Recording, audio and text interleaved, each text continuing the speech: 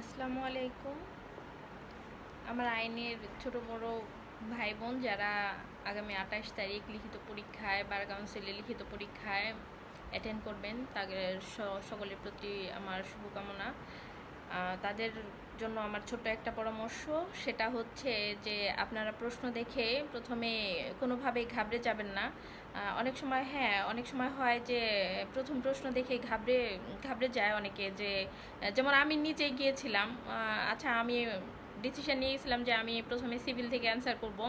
তো সিভিলের আমার প্রশ্নটা কমন পড়লেও যে ড্রাফটিংটা আমার কমন পড়ে নাই বলতে আসলে আমি ড্রাফটিং লিখতে যেহেতু সময় বেশি লাগে, আমি শুরু থেকে ওটা একটু অ্যাভয়েড করেছিলাম।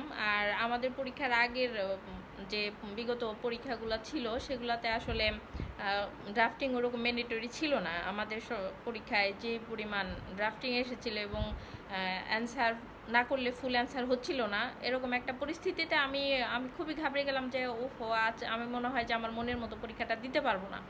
কিন্তু পরক্ষণে আমি বাকি প্রশ্নগুলো যখন দেখলাম যে না, এই জিনিসগুলো তো আসলে আমি পড়ে আসছি, আর পড়ে যাওয়াটাই স্বাভাবিক, যেহেতু আমরা আসলে এত বড় একটা পরীক্ষা অ্যাটেন্ড করতে যাচ্ছি। তখন সবগুলা সাবজেক্টই আমাদের মোটামুটি ভালো করেই পড়া হয়, আর পড়ে যাওয়াটাই স্বাভাবিক, পড়ে না যাওয়াই বরং আমি মনে করি অস্বাভাবিক।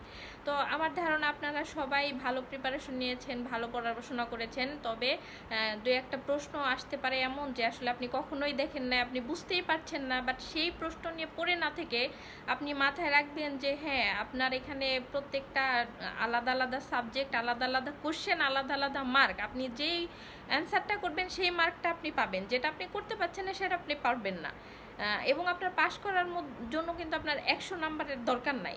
তো আমার অনুরোধ থাকবে যে আপনারা আমার যদি ট্রিক্সটা ফলো করেন, সেটা হচ্ছে যে আমি যেটা করেছিলাম, যে আমি যখন মনে হইলো আল্লাহ, আমি তো মানে সব অ্যান্সার করতে পারবো না, কিন্তু আমি নিয়ত করলাম এবং আমি আল্লাহর রাস্তায় শুরু করলাম এটাই যে আচ্ছা, আমি অন্তত যেগুলো পড়ে আসছি এইখানে আমার পাড়ার মধ্যে যেগুলো, আমি সেগুলো অ্যান্সার যাতে পুরোপুরি করতে পারি।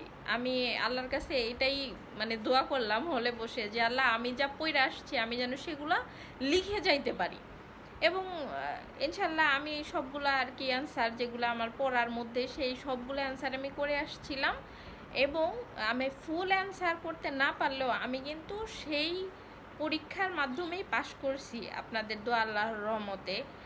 অতএব আপনাদের সকলের প্রতি আমার অনুরোধ রাখবে যে দু একটা প্রশ্ন হইতেই পারে যে আপনার অচেনা, কিন্তু সেটা নিয়ে আপনি ঘাবড়ে না গিয়ে বরং আপনার নিজের কনফিডেন্স লেভেলটা ঠিক রাখবেন যে হ্যাঁ, আমি পড়ে আসছি, আমি এই পরীক্ষা অ্যাটেন্ড করার জন্য যতটুকু পরিশ্রম করা প্রয়োজন আমি করেছি, আমি সেইটাই এখানে সর্বোচ্চ চেষ্টা করব আমার সর্বোচ্চটা দেওয়ার। ইনশাল্লাহ ভালো কিছু হবে, এই শুভকামনা জানিয়ে বিদায়।